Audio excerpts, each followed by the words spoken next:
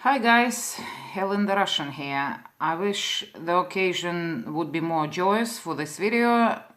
Sadly it isn't. I'm sure many of you already seen the news. Pedestrian was killed by self-driving Uber car in Arizona. The woman is dead. 49-year-old woman, she was walking her bicycle.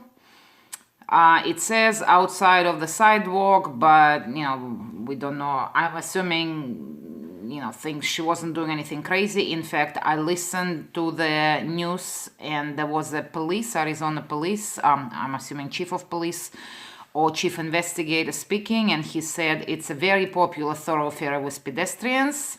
He also made the point of saying that the Uber car did not show any significant signs of slowing down. So at the time, there was a safety operator inside the car, but as we all know, with the self-driving car, he wasn't actually driving the car, he was monitoring everything. So at this stage, we don't know what really happened. All we know is the person is now dead. And of course, Derek K, Uber CEO, he said he was talking about being sad and his thoughts being with the family and whatnot. But basically the way Uber been in the last few years, I don't have to tell you, you all know. I bet you they sitting there going, well, it's really sad and it's too bad, but that's the price of progress. Well, you know what? It should not be. People should not die in order for Uber pave the way to make more money. No one should die. People, animals, anybody. They want to do this to spend all this money. They are not profitable. The Derek K, the CEO, said so himself. The company is not profitable despite making all the money because they're spending a lot of money on research, specifically on a driverless car research. So just as I was talking in my last video about they basically take money from us, a lot of money, 43 to 50% they take from us, from the fare, in order to fund this research, which ultimately will make all of us obsolete. So we're funding their way to get rid of us, and now they're killing pedestrians in the process. I don't think I need to do a big editorial on that. I think it's pretty self-explanatory. The whole thing is just awful. It stinks.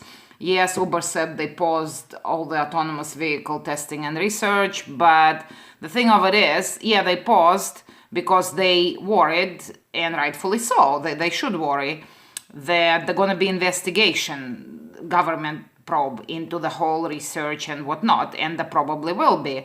But ultimately, my guess, knowing how Uber is, they just gonna carry on with it eventually. So here is the quote from Derek K. Some incredibly sad news out of Arizona. We're thinking of the victim's family, and we work, sorry that it's a bit blurry, and we work with local enforcement to understand what happened. Well, yeah, I can tell you, listening to the interview with the police is none too pleased. They're not overjoyed. I mean, they would never be overjoyed when someone got killed, but they're certainly not overjoyed with the whole Uber driverless car thing. So it's the first victim, and one of the news channels actually went as far as say first of many of the autonomous vehicles. And yeah, I'm just really curious what went on, because supposedly when they were testing the driverless vehicle, it was avoiding even the paper bag on the road. How did it not see a whole live 49-year-old woman walking a bicycle? So a woman and a bicycle. Because, like I said, police said that vehicles showed no significant signs of slowing down. It just kept on going, meaning it did not see the person. Clearly, it makes a lot of people weary, myself included, because I actually do walk a lot for fitness, but in order to maximize my productivity, I often walk to the grocery store, meaning I walk on the sidewalks, I cross the streets. Yeah, I'm not looking forward to all these driverless vehicles, quite frankly. They need to work on them a whole lot more before they put them on the road. That's what I'm saying. Obviously, it is a way of the future, and at some point in the future, it will be the way. and it will be happening, but I'd say it's too premature to put them out there. And clearly what we see happen is a proof that that's exactly the case. Those of you who live in Las Vegas, I'm sure you know that we have the driverless little bus downtown that goes around downtown. And when the very first day they put it on the road, it had a minor collision, but not with a live person. It was a truck apparently backed out and the bus somehow didn't see it, but it was very minor fender bender. Nothing compared to killing a person, but that kind of, like altogether, hopefully National Transportation Association compiles all that data and makes some kind of ruling as far as how safe to put these cars on the road just now. So yeah, that's that. I just saw this. I came back home and I saw that, and I am upset. I'm genuinely upset. It's been this past week, we just seem to have a lot of sad news. I don't know if some of you heard, there was a performer, Cirque du Soleil performer, who died during the show just 2 days ago in Tampa, Florida. And personally, I mentioned it in previous videos, I have a lot of friends who work for Cirque du Soleil here in Las Vegas. And that genuinely freaked me out, because he fell during his aerial number, and I actually have friends who do aerial numbers. In fact, I frantically called these two girls, the twin sisters. I can now say they used to work at the O at the Bellagio.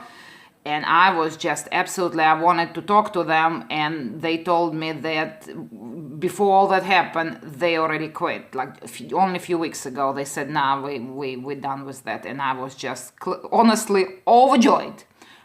They had extremely dangerous and complex trapeze number. Those of you who've seen O, that's a trapeze number at the very beginning of the show, when two girls flipping each other in the air, jumping up and down the trapeze like 80 foot above the pool. Well, those were my friends. So thankfully, they don't do that anymore. And then, of course, not to mention, United Airlines killed the puppy. Yeah, like I said, wasn't a good week. But obviously we have to press forward, hopefully, which honestly I'm not holding my breath, but hopefully this will make Uber just pause themselves. Never mind pause the research and testing. Pause themselves. Reevaluate how they treat actual live people, the drivers.